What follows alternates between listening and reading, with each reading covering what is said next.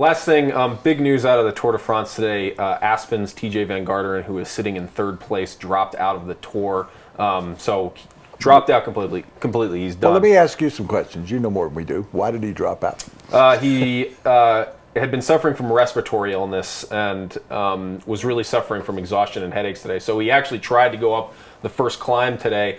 Fell back. His teammates dragged him back up. The peloton actually waited for him. He got caught back up, but when they went up through another climb, he just couldn't do it. He got in a medical car and dropped out. The Tour ends on Sunday in Paris. The last real racing day is Saturday, but could not make it through. Really, really awful. But this is the kind of stuff I was texting with managers. This is the kind of stuff that separates the great Tour riders from the ones who are just good at 1 week stage races. What do you think is a couple? Yeah, it's a couple of days old, but a protester flinging urine onto. I mean, is that why they wear yellow jerseys? To make them. I think that the leaders of the Tour have always, especially in the wake of Lance Armstrong and the whole era of doping, have really faced increased scrutiny. But they've always faced scrutiny. Eddie Merckx, and even in the '80s and the '70s, not liked when you're leading like that. And I mean, I think this is just even probably exacerbated by the fact that Chris Froome did a pretty dominant stage win in stage 10 and just crushed it and really set up that 3-minute gap that's right now at least looking like it's going to be impossible for anyone to beat.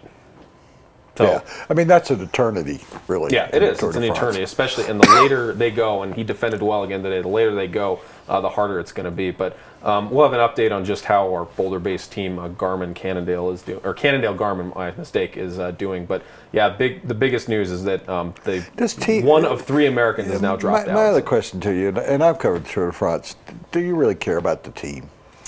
It's so important. I mean, who talks about it though? Right. People really focus on individuals, but what you don't realize is that without good teammates, like Chris Froome would not be leading. There's just no way. When you have somebody, I mean, you got complimentary. You got your posse basically. Right. But I never hear anybody go, "Wow, the Garmin team." At the end of the day, times. Sky wins the team title. Nobody cares. I think it's important to the sponsors. It is very important. And that television exposure. They can promote it, but I don't think anybody out there, unless you are just a cycle freak, and you kind of are, really care. I mean, I don't mean that that way. And frankly, I mean, honestly, I don't know who's necessarily leading the team standings right now. It's all about individuals. There you go. So teams don't matter, really. Thanks for joining our team today, Dan.